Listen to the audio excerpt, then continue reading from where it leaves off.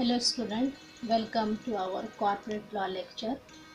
In the last lecture, we have started with our first unit, that is introduction to company. In that we have completed introduction, meaning, definition and characteristics of a company. From the examination point of view, that question is a very important and it can be asked in your paper for 10 marks. The question will be define company and explain the characteristics of a company, or what do you mean by company, and explain the features of a company.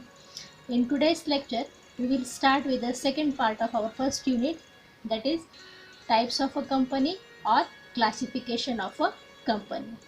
In the types of a company, there is a many types of a company on the basis of incorporation, on the basis of ownership, and on the basis of a shareholding. So it is not possible for us to complete that kind of a company in first audio lecture. So what we have done, on the basis of incorporation we will complete one topic, on the basis of one ownership we will complete the second, and on the basis of a shareholding we will complete the third. So there will be a separate audio video lectures that will be shown on your video. The first we will going to complete with the नोंदणीनुसार वर्गीकरण किंवा on the basis of a incorporation. On the basis of a incorporation, there are three types of a company, that is a chartered company, registered company and statutory company. On the basis of a incorporation, नोंदणीनुसार वर्गीकरण जर करायचं असेल कंपनीचं तर ते तीन प्रकारे होतं. एक असतं सनद मिळालेली कंपनी किंवा सरकारने स्थापन केलेली कंपनी किंवा कंपनी कायद्यानुसार नोंदविलेली कंपनी. सर्वात पहिला जो प्रकार आहे नोंदणीनुसार, त्याच्यामध्ये जो पहिला आहे तो आहे सनद मिळालेली कंपनी. याच कंपन्यांना शाही कंपनी असेही म्हणतात. A chartered company is a one which is created by and under a royal charter issued by the head of the state, king or a queen. पूर्वी कंपनीची स्थापना करण्याकरिता सरकारकडून म्हणजेच राज्याच्या राजाकडून सनद मिळवावी लागत असे, कारण त्यावेळी कंपनी कायदा अस्तित्वातच नव्हता. त्यामुळे सरकारी किंवा राज्याची संमती म्हणजे सनद घेऊनच कंपनी स्थापन करावी लागत असे. अशा प्रकारच्या कंपनी सध्या 17th सेंचुरीमध्ये 17व्या शतकामध्ये स्थापन झाल्याचे दिसून येते. जर उदाहरण जर पाहायचं म्हटलं तर ईस्ट इंडिया कंपनी किंवा bank of England, bank of England किंवा बँक ऑफ ऑस्ट्रेलिया हे त्याचे उदाहरण आहेत. सध्या अशा कंपनी अस्तित्वामध्ये नाही आहे, because India is a democratic country which cannot be formed because of its monarchy. अनेक देशांनी कंपनी स्थापनेविषयी स्वतंत्र कायदे केलेले आहेत, त्यामुळे सनद कंपनी हा प्रकार सध्या अस्तित्वात नाही. दुसरा जो प्रकार आपण पाहणार आहोत तो आहे स्टॅच्युटरी कंपनी किंवा सरकारी कायद्याने स्थापन झालेल्या company. The company which is created and established by the provision of a special act passed in a parliament by the central or state legislature for a particular type of a commercial activity is called a statutory company. कायद्याने स्थापन केलेल्या कंपन्या म्हणजे ज्या कंपन्या स्थापन करण्यासाठी सरकारने एका विशिष्ट कायदा संमत करून त्या कंपन्या स्थापन करण्यासाठी त्या कायद्याचे अधिकार, तरतुदी, नियम त्या कंपन्या स्थापन नियमानुसार त्या कंपन्या स्थापन केले जातात. Such companies are also known as a corporation. The main aim of this company is to provide services to the public at a very low cost and protect the poor from the exploitation by the private sector. Railway transport, we can take a great example of this statutory company.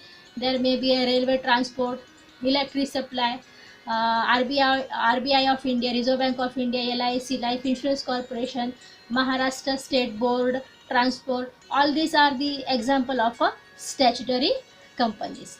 The third company which we are going to talk about, that is a registered company.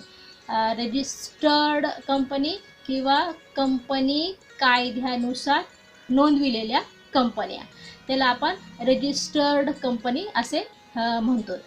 तर ती जी company आहे, registration of joint stock is a compulsory. आता registration का गरजेचं आहे, आपलं हे जे सेकंड युनिट आहे त्याच्यामध्ये आपण पाहणार आहे. त्याच्यामध्ये दोन प्रकार आहे, प्री इनकॉर्पोरेशन आणि इनकॉर्पोरेशन पिरियड. त्याच्यामध्ये आपण थोडं डीपमध्ये जाऊया. पण सध्या तुम्ही आता इथं एवढंच लक्षात घ्या की रजिस्ट्रेशन म्हणजे काय आहे.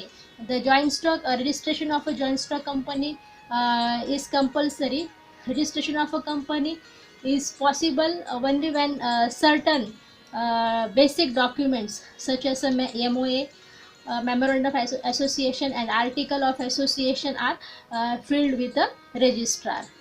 कंपन्यांच्या स्थापनेसाठी स्वतंत्र कायद्यासंबंध करावा लागत नाही व ज्याची नोंदणी कंपनी कायद्यानुसार होते अशा कंपन्यांना नोंदविलेल्या कंपनी असे म्हणतात. भारतात कंपनी नोंदणीचा कायदा 1956 आणि आता जो कायदा आलेला आहे 2013 मधील तरतुदीनुसार केले जाते. कंपनी कायद्यानुसार आवश्यक असलेली महत्त्वाचे जे दस्तावेज तयार करून नोंदणी अधिकाऱ्याकडे द्यावे लागते. जसं तुम्ही म्हणतात, यामुळे आता मी सांगितलेलं इंग्लिशमध्ये घटनापत्रक, नियमावली, संचालकाची यादी व त्याचे संमतीपत्रक, आवश्यक कायदेशीर कागदपत्र पूर्ण केल्याबद्दलचा दाखला इत्यादी कोणतेही खाजगी कंपनी तसेच भागाने मर्यादित नसलेल्या कंपनी नोंदणा दाखल किंवा इनकॉर्पोरेशन सर्टिफिकेट मिळाल्यानंतरच आपला व्यवसाय सुरू करू शकते. सार्वजनिक कंपनी त्यासाठी व्यवसाय सुरू करण्याचे प्रमाणपत्र मिळवावे लागते. That is a commencement of a business certificate. All this we are going to discuss in our second topic, that is incorporation of a company.